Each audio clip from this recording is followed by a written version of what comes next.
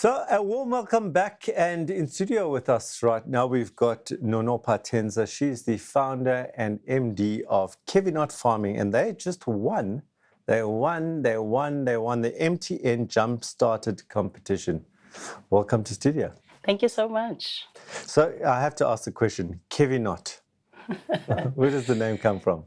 The name is actually a combination of my husband, my daughter, and my name, as well as our surname. And what do you do? I run a farming business on a full-time basis. I'm an ex-accountant, ex-corporate and investment banker, but now I swapped that for boots and I'm a farmer. Why? Well, I guess it's two things really. One, it was a legacy issue. My father-in-law used to be a farmer, and after his passing, the farm was just sitting, being underutilized. So I saw that opportunity, and also I saw an opportunity to work a farm that's in the rural areas where I come from, to be able to make a contribution to the community around me. So you saw an advert for the MTN SME Jumpstarter competition. Yes. Yeah. So why did you push send? Why did you fill it in? Why did you join? Okay. The truth really is that the price of 100,000 was attractive to me. Yeah. I run a farming business. It's a business that is cyclical in nature in terms of the cash inflows. And when I saw the competition, it was during our harvest season where I was actually struggling to get trucks to come get my produce to market. Because as a farmer, you need to take your produce to market before you can get your cash, right? But the truckers wanted to pay up front. And I had just taken a decision that I need to buy my own truck. And this money is my way of starting my capital raising for the truck. Now, the reason why you won was they mentioned that it was your innovative approach to farming, Yeah. right? Yeah. What was so innovative?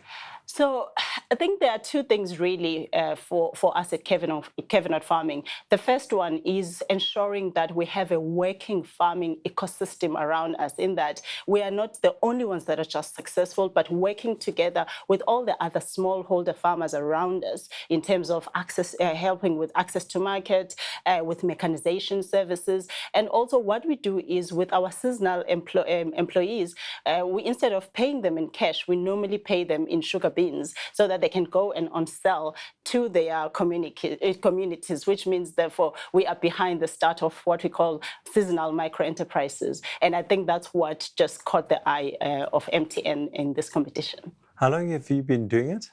So the farming business started in 2018.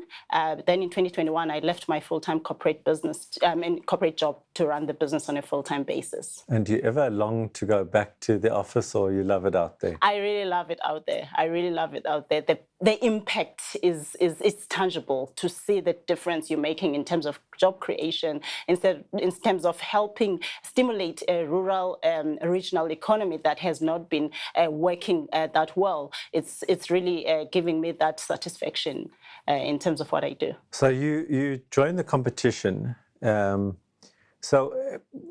then you win the competition. Other than like the exposure, like today, what other benefits have you received from being part of this whole competition and actually winning it? I think for me, really, one, it just taught me something about big corporates like MTN, that when they say they are supportive of small businesses, they really mean it. They actually put their money where their mouth is. For instance, during the award ceremony, all the executives from Johannesburg and Durban flew down to Matatiele to be there for the award ceremony. So that means, for me, they mean business. Number two, I just wish that our story and the PR that is going out there is encouraging other smallholder farmers or people sitting on land who are interested in getting into agriculture to also get into agriculture. And the last one for me is that rural-based businesses must not shy away from opportunities like this, because we are a living example that we can actually get that recognition as well. There's this view that farming is not so sexy and the youth don't want to get into it because it's very difficult. It's labor intensive. In other words, it's hard on your body to be out there in the sun and physically working every day. Yeah. Like if you had to say to somebody who is somebody young why they should get into farming. So I always say, I mean, as South Africa, we are blessed with ample land, fairly good weather, and therefore there is an opportunity for everybody who's interested into getting into farming to farm. And I always say our market is very vast when it comes to agriculture. People have to eat, right? At least 3 times a day, somebody needs a farmer. So we never run out of market when it comes to farming. So anyone who's interested to get into farming, I encourage them to get into farming. But they say it's not glamorous. Is there some glam in it? Or is there something exciting about it? Like, sell it better. Okay, you know what? There's a lot of interest now in farming from women and young people. I always get people wanting me to mentor them, wanting to support them, or just share how to start farming. So there is that glamour in that if you do farming right, it can be a profitable business. It's not about just the technical side of growing crops or raising livestock, but you have to understand the business side. And once you combine the two, then you have a winning formula when it comes to farming. And talking about winning formulas, what insights have you gained from the actual competition? There's been some learning from the process, from being part of the competition. If you have to share maybe 3 or 4 things that you didn't know before that you've picked up during this process, what would they be? What I've learned is that, one, being part of a solution to our socio-economic issues in South Africa is important, right? We have issues around unemployment, we have issues around inequality.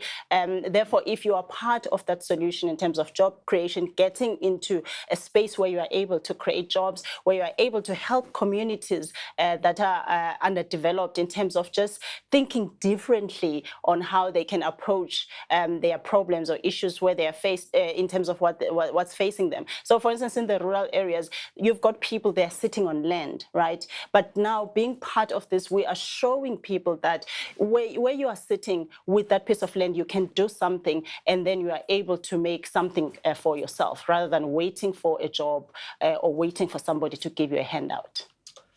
Thank you, Nonopa. What you don't know, and maybe what you don't know, is that I started off studying a BSc Agriculture. I was going to be a farmer. But then the girls in the economics department were prettier. So I changed. Well, that's it for today's show. Do remember, if you think it, write it down and make it a reality.